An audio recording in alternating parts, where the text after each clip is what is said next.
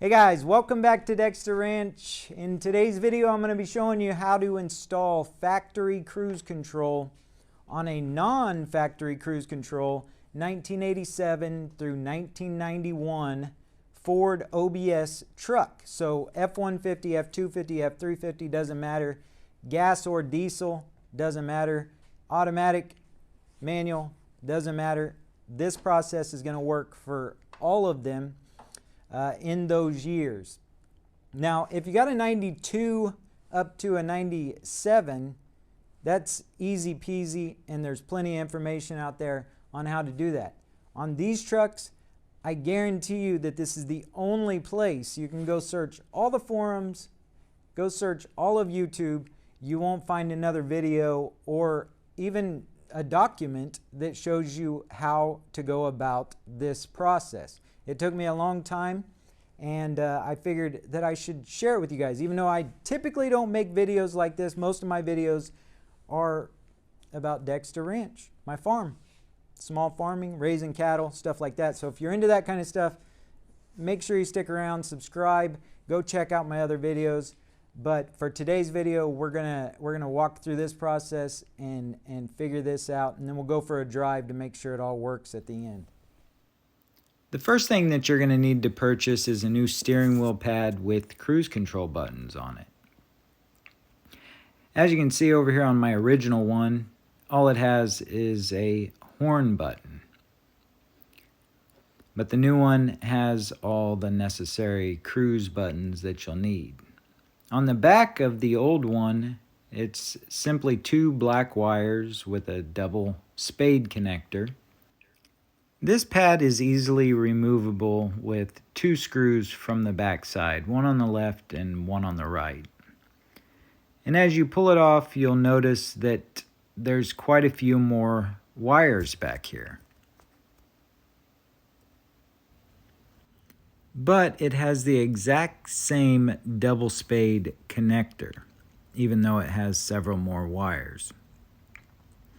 Now, the old one grounded on that double spade connector, but the new one comes with an independent ground wire, and I'll zoom in here so that we can get a good look at it, but it's going to clip right into one of these threaded holes. And these threaded holes, they're actually, the purpose of those two threaded holes is to stick a steering wheel puller in, and then the steering wheel puller would push right on the center of that shaft if you ever wanted to remove your steering wheel completely. And after you have all that connected up, you can simply just spin that around, press it back on, and once it's in place, put your two screws in and tighten it down. These steering wheel pads are almost always available on eBay, or you could run down to your local salvage yard and I'm sure you could find one there also. The second thing that you're going to need to purchase is a new horn relay, and this can be found inside of the glove compartment. To take your glove compartment out, just push over on the right and pull it right off the hinges, and you can put that down on the ground. Now, if you reach in here to the right, you're going to fill a relay in there and just pull it out. I've already got my new one in there, and it's brown in color. But the one that was in there was this white one. And this isn't a relay for switching power. This is more of a jumper. So you're just going to want to switch the white one for the brown one. And here's the part number for the one that you actually need to make your cruise control work. After you've installed your new relay, simply push it back over in the corner and reinstall your glove compartment. You can buy these relays on Rock Auto. I bought mine on eBay used for like 12 bucks. The next piece that you're going to need to purchase is going to be back behind this kick panel here. You're going to need to pull this threshold off, so just remove those 4 screws and that'll come right off. Most of these older trucks are rusted out down in this area, so don't be surprised if your screws don't go back in very well. This will just be a sign that you need to replace your floor pans. No big deal, right? Your truck may have a fastener holding this kick panel on, but most of these trucks I've seen, you just give it a little shimmy and it'll pull right out. Once the kick panel is out, you'll need to remove this insulation that's behind it. Now, in order to get that out without tearing it up too badly, as you can see I did on mine, you're going to want to remove the hood release from the wall so that you can get the cable out of the way. This stuff is really fragile, and on a diesel, you want to maintain this insulation because it helps to keep the noise down inside the cab. In order to get the hood latch out of your way, simply remove these 2 screws, and once you have those 2 screws removed, you can grab a hold of the latch and pull it to the right, making it to where you can slowly and carefully pull this insulation out without tearing it up too much. What we're looking for behind here is this flat middle plug that I'm pointing at. It's about 1/4 inch thick, gray with red inside of it. And we're also looking for this plug right here that's black and square. Now, these 2 plugs are hooked to this harness, and this is the next piece that you'll need to purchase, is the harness itself. Now, that plug was actually hanging up here around the main harness coming in from the firewall. I actually rerouted mine back behind this kick panel so that it would be with the rest of those plugs and hidden from sight. But the harness is the thing that you need to purchase here, and here is the part number for that harness. Now, if I pull this flooring back here, you can see where I ran the harness up through the firewall. Now, my harness came with this grommet already on it, and the hole is already drilled in the firewall. All you have to do is pull the plug that's in it out and run the wires through. This harness I purchased on eBay, and I just searched for 1990 F250 cruise control wiring harness. But you can search it with the part number as well. The next pieces that we need to purchase for inside the cab, and these are going to be the most difficult pieces to find. You're almost certainly going to have to go to a salvage yard for these. But they're going to be hooked to the brake pedal arm. So I'll give you a reference of where we're looking here. So up here, we're looking at, and this is the brake pedal arm right here that I'm touching.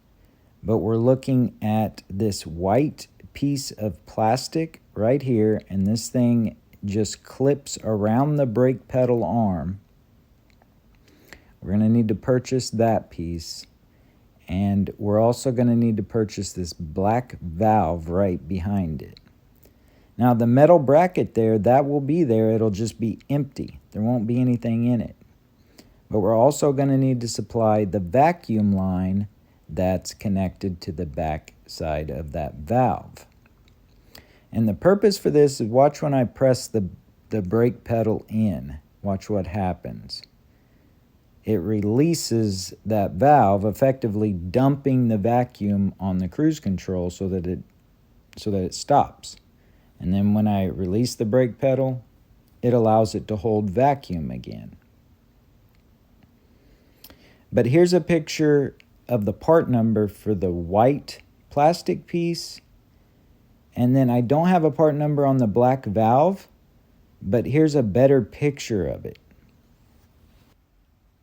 And here is the vacuum line exiting out into the engine bay.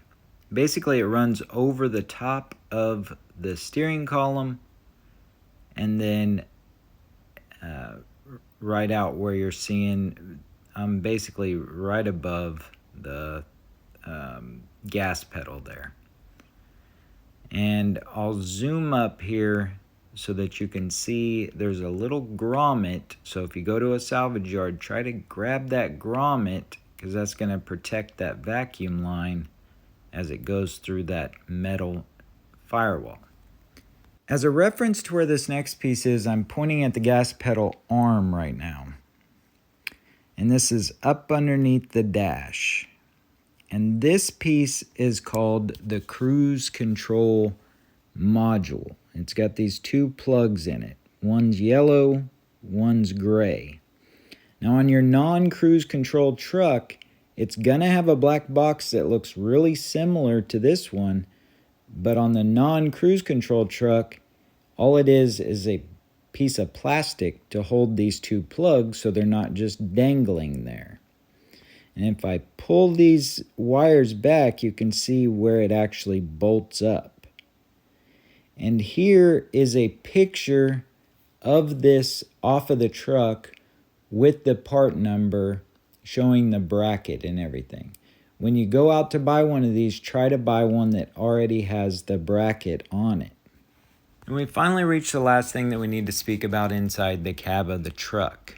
And this will only be applicable to people who have a manual transmission. And again, I'm right here underneath the steering column and right by the gas pedal. But this plug that I'm holding in my hand is meant to plug into a clutch starter safety switch.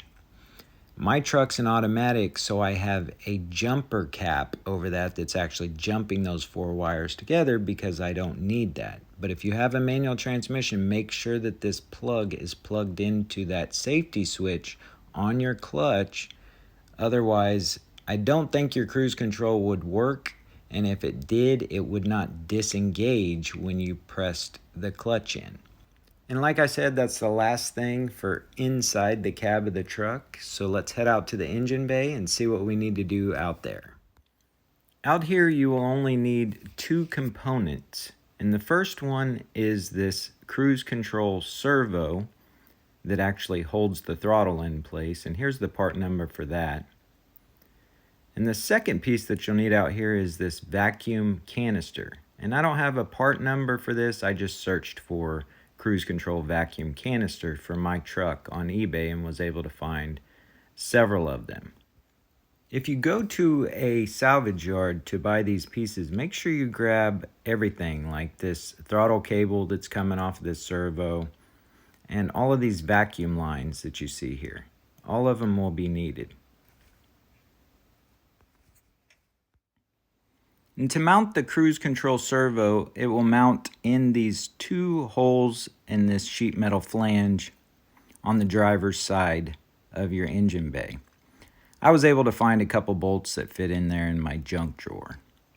Coming up underneath the fender, you'll find two bolts underneath here, and that's what's holding the vacuum canister on.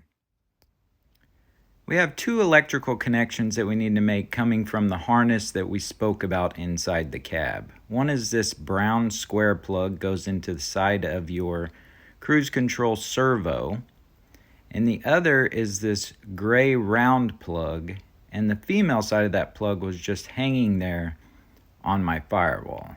So those are real simple. Now let's take a look at the vacuum lines. And the first one we're going to look at is the one coming in from the cab.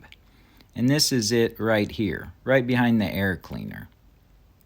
Here's a closer image. As I said before, try to make sure that you remember to grab that grommet. I just found a clean way to run this up and behind the master cylinder, running it through these clips. And then I came down behind the servo. You see me moving it there. And it'll plug into the bottom port of the double port that's on the back side of the servo here. This small vacuum line runs just over the top of the servo from the top of the double port to the top of the servo. There's a port right there. And this top right port has a vacuum line coming down, and it will plug into the right side port of your vacuum canister. Now the vacuum line coming off the left side port, I'll shake it here so we can see it move. Okay. It's running up over the air cleaner, so we'll come over here and it's going to plug into this vacuum separator. Yours will have a cap over it, so just find the one that has the right size, pull the cap off, and plug that vacuum line in right there. All of this stuff is existing in your truck. As far as the throttle cable goes coming off the servo, it's going to run back and behind your air cleaner, and it's going to clip right here, right beside your actual throttle cable. This orange throttle cable is the real throttle cable, but the black piece that I'm pointing at, that's the throttle cable coming from the servo. Alright guys, and now the only thing left to do is go out and make sure it works.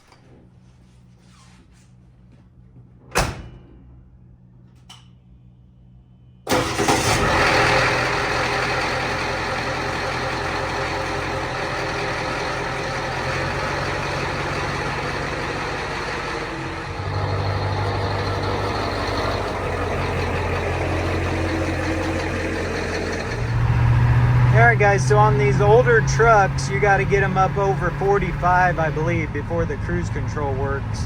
But we'll get her up to about 55 here. Press the cruise on button and the set. Let off of it. Feet up.